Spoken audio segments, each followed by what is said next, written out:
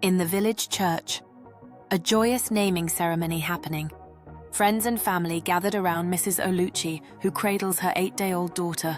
Pastor blessed the child and said her name shall be Chidinma. God is good. The congregation claps and traditional music plays. Suddenly, a teenage boy steps forward. His eyes are fierce but calm. He is Yesu. Yesu said to the child, "This child is my wife." The music stops. Mrs. Oluchi clutches her baby protectively. She is chosen. Mrs. Oluchi reply him angrily. "What foolishness is this? You dare speak such madness before the altar?" Yesu reply, "I speak as I have been shown. When she comes of age, she will find me." Pastor signals 2 ushers to escort Yesu out. The boy leaves quietly, but his gaze lingers on the baby. Some years later, Chidinma in a wedding gown. She exchanges vows with Emeka, a confident young lawyer inside a city hall. Pastor, pray for them saying, "By the power vested in me, I pronounce you husband and wife." They kiss. Applause. Mrs. Oluchi weeps with joy, having long forgotten the strange prophecy. 6 months have passed, and Chidinma lies weakly on a hospital bed, her body fragile and weakened by illness, as machines beep softly around her. Emeka, with reed-rimmed eyes from sleepless nights spent worrying, sits by her side, hoping for a miracle while doctors discuss inconclusive results. In a moment of desperation, Emeka dials his spiritual mentor, Pastor Ezekiel, pleading for help as he feels the weight of Chidinma's condition pressing down on him.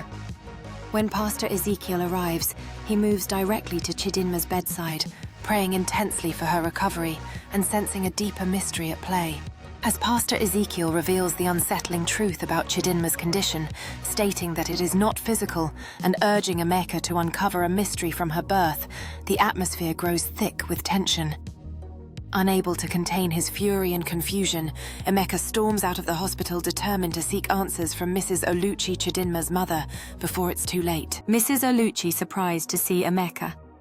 Emeka angrily asks Mrs. Oluchi what happened the day Chidinma was named. "I need the truth." Now, she hesitates, then sighs deeply.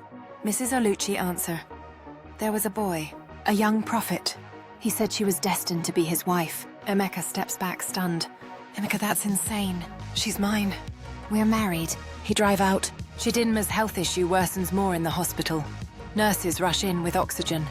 Emeka in his law firms calls Pastor Ezekiel and explain all what Mrs. Oluchi told him.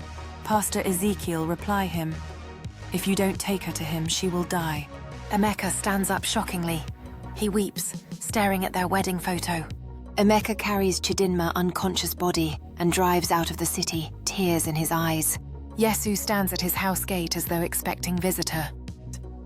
Emeka drive into Yesu compound and bring out Chidinma. Yesu said to Emeka, "You have brought her as it was meant." Yesu go down, lays his hands on her. He prays in tongues. Chidinma stirs. Her eyes flutter open. Her breath steadies. She sits up, glowing. Softly. "Talk, I feel alive."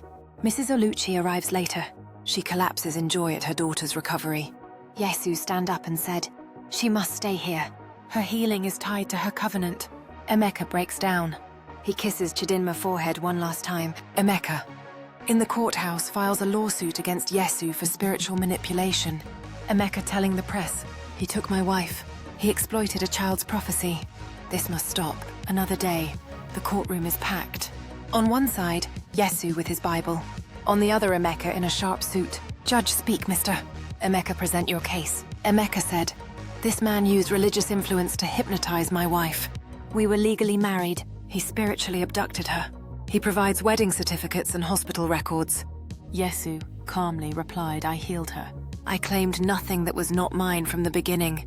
Another day. Chidinma in the witness stand. She takes the stand. She looks confident and peaceful. Ask Chidinma, "Were you coerced into leaving your husband?" Chidinma answer, "No, Your Honor. I saw him in dreams since I was a child. When he touched me, I felt whole. I remember that day in the spirit." Gasps in the room. Prosecutor reply her, "But you were married legally." Chidinma sharply reply, "I was dying. Nothing worked until I fulfilled the covenant. My soul was bound." Emeka. In the church. He prays alone, his heart breaking. Next day, Pastor Ezekiel in the courtroom, he testifies, "I discerned the spiritual covenant. I warned Emeka. It was not my will but divine instruction." Yesu remains silent, flipping through his Bible. Another day in the press conference. Reporters swarm outside the court. Some hail Yesu as a miracle worker. Others call for regulation of prophets. Another day in the courtroom. The judge reviews all testimonies, and he said, "There is no legal evidence of manipulation or force. This court acknowledges the strangeness of the matter, but finds no crime committed." The case is dismissed. Emeka's head drops. Yesu simply bows in Another day in Yesu house compound.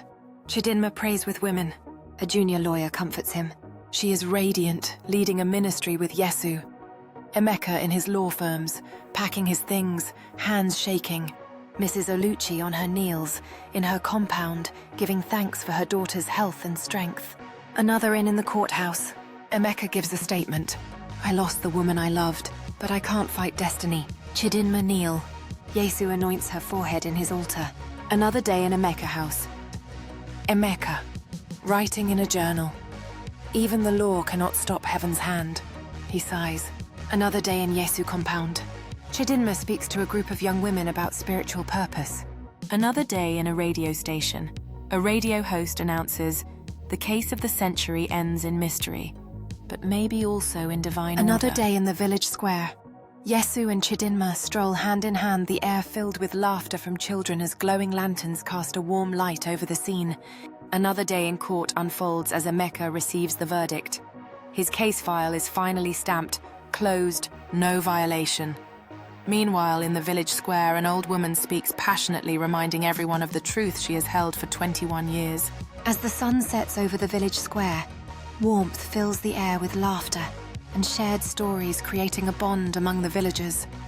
Yesu and Chidinma stand together, their smiles illuminating the moment, echoing the enduring spirit of their community. Under the twilight sky, the village square transforms into a magical gathering place where lanterns twinkle brightly, inviting everyone to come together. An elderly man captivates a group of children with his stories bridging generations through shared history and experience. Joy fills the village square as villagers form a vibrant circle, their dances celebrating life's simple pleasures. Yesu and Chidinma join in their laughter, harmonizing with the music symbolizing love and unity amidst the festivities.